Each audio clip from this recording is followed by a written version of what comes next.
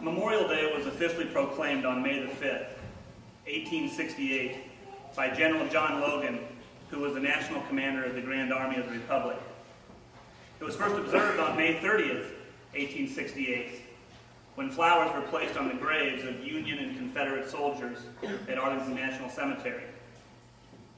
By 1890, it was recognized by all the northern states. The South had refused to recognize the day, honoring its dead on separate days, until after World War I, when the day was changed to honoring just those who died fighting in the Civil War to any American that died fighting in any American war. Memorial Day is a time to take stock of the present and reflect upon the past, and to renew our commitment to the future of America.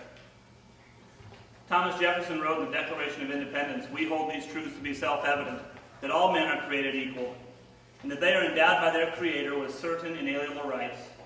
Among these are life, liberty, and the pursuit of happiness."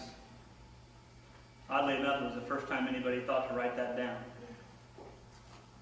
The men and women who have fought for our country fought to preserve just those rights that Mr. Jefferson was writing about.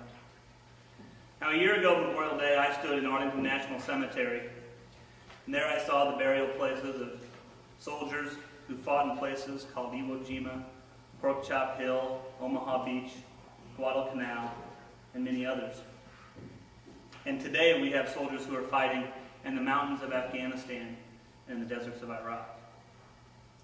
In Ronald Reagan's first inaugural address, he spoke of one marker at Arlington Cemetery, where underneath lies a young man named Martin Treptow. Now, Martin Treptow left his job in a small-town barbershop in the year 1917. He traveled to France with the famed Rainbow Division, and there on the Western Front, he was killed, carrying a message between battalions under heavy artillery fire. And the story is told that on his body was found a diary, and on the flyleaf, under the heading, "My Pledge," he had written these words: "America must win this war. Therefore I will work, I will save, I will sacrifice, I will endure. I will fight cheerfully to do my utmost, as if the issue of the whole struggle depended on me alone." Every time American soldiers went to fight wearing our uniform, they went to liberate, never to conquer. Men and women who live in those places I mentioned earlier, and so many others, now have what Americans have had since Thomas Jefferson wrote that document. And that, my friends, is freedom. Today we say to our soldiers, thank you for the freedoms you have preserved for us, and thank you for the freedoms you have given the rest of the world.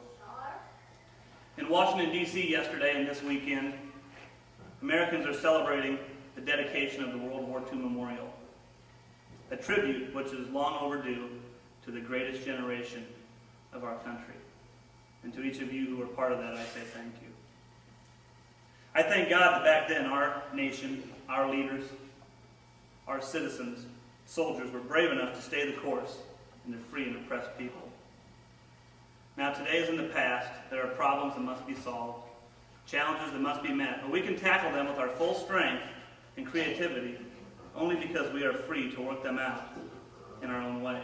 And we owe this freedom of choice and action to those men and women in uniform who have served our nation and its interests in our time of need. In particular, we are forever indebted to those who have given their lives that we might be free. This Memorial Day, we honor those brave Americans who died in service of their country.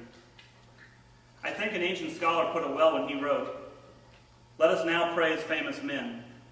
All these were honored in their generation and were the glory of their times. Their bodies are buried in peace, but their name liveth forevermore." As a tribute to their sacrifice, let us now resolve to remain strong enough to deter aggression, wise enough to preserve and protect our freedom, and thoughtful enough to promote lasting peace throughout the world.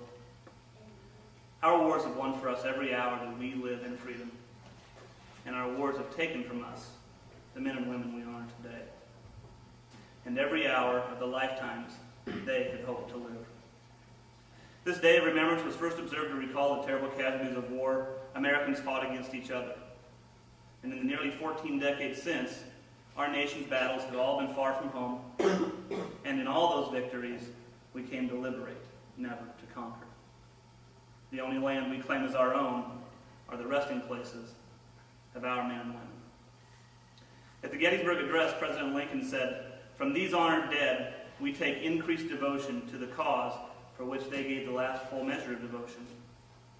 So we here highly resolve that these dead shall not have died in vain, that this nation under God, and that government of the people, by the people, and for the people, shall not perish from this earth."